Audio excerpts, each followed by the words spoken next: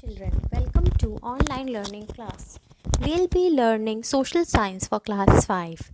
Today we are going to continue with chapter 1, that is Know Your Planet. In this chapter today we are going to learn about reading maps. In my last class I taught you about to study the earth, how we can study earth. For studying earth we require globe and we have also seen map. Then how we can read map or we can study through maps and globes about the earth. Now in today's class we are going to discuss about how we can read map. In my last class I taught you different type of maps. Now if we are having map but we don't know how to read it, if we cannot get the information what we need to get, so there is the no use of map. So today we are going to see how to read a map and understand the information it provides us.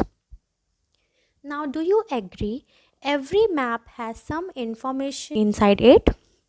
There are some basic features. So today we are going to see some basic features which are given on a map. The first one is, first we are going to see how we are going to read the maps. The first topic is reading maps. Maps are very useful for us as it gives lot of information about a country or a place. We must know how to read map. We can only understand the information if we know how to read it. So it is very important to read a map, and we should also know how we have to read the map. Then only we are going to understand the importance of map, as it shows us country, place, different kind of places. Now there are some of the features which are given on a map. They are direction, scale, symbols, colors. First we are going to see the first main feature of a map, that is directions. Do you know what is direction? We all are using direction in our daily life. Now let us see how many directions are there. The four major directions are east, west, north, south. They are the four major directions which we are using on a map, and it also gives us an idea to locate a place. Suppose if I tell the places which are located in the north side, so you will be easily able to see those places which are only located in the north. You are going to tell me the names. If I say name the places which are located towards east, so you can easily find out the places which are located toward the east. So these directions help us to locate the place, and also we can easily find out the place through these directions. Now in these directions we have four utmost direction. Other than this we have intermediate direction also.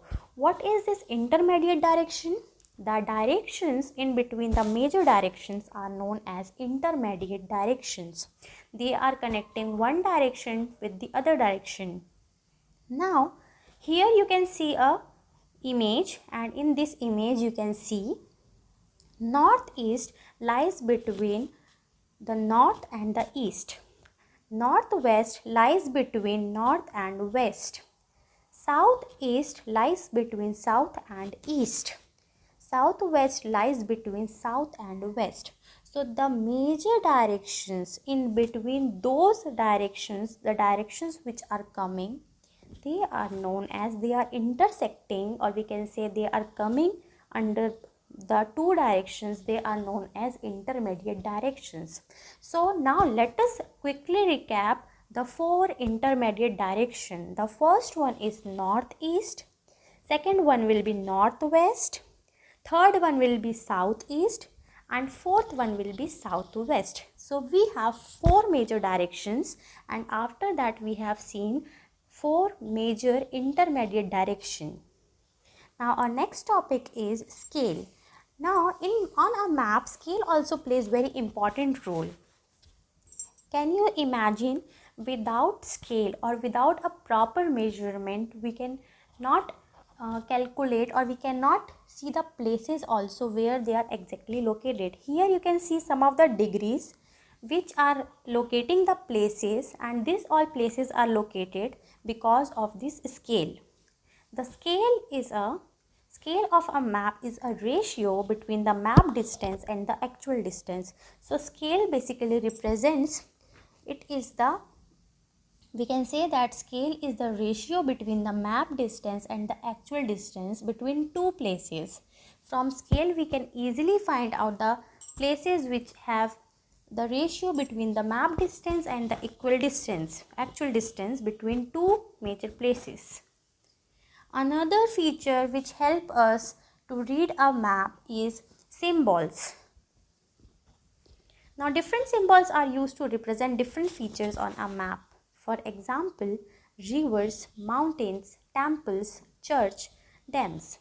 These symbols are very important, as we cannot every time, there is not enough space on a map that every time we can locate those places or we can draw those places. So we are making different symbols, as I have used here. See, you can see the symbols I have used here. For mountain you can see the symbols hospital, school. These are some of the examples I have used to show you that how symbols actually plays role on a map. So instead of drawing their images, we are using different kind of symbols for these places, or we can say the physical features. Now the last one, very important feature that completes the map, is the color. Now color also plays very important role in indicating the different kind of things or places. So here we use different colors, we use different type of colors to show various things on a map. As you can see here, there are different colors used on a map. First one, if you see, the water bodies are shown in the shades of blue. So the blue color, it indicates the water bodies. We can easily identify that these all blue color indicates water bodies. The next, when you come, the green shades, these are used for the plains, or we can say the lowlands. Okay, so the green shade, it indicates about the plains or the lowlands. Now you can see here the brown colors indicate the mountains, or we can say the highlands. So these all different kind of colors are used on a map, and color plays very important role on a map, because without color we cannot specify the different places, or we cannot specify the different physical features. So here till now we have learned 4 major features of on a map which are useful for reading a map. That is direction, then scale, then symbols, and the last one was color. So these all 4 completes the map, and reading a map is very easy because of these 4 features. So this was the last topic of today's chapter. We have completed our chapter successfully, and we have covered all the topics. Now your today's homework will be, you have to list the features that help us to read a map. Second one is how symbols and colors play an important role on a map. You have to make a list of physical features and also which color is used for those physical features. Like suppose if mountains, so which color is used? Just now I told you in my class. So these all physical features you have to make a list, and with in front of them you have to write the colors. Thank you for today's class. In my next class we are going to start our next chapter, that is parallels and meridians. Thank you.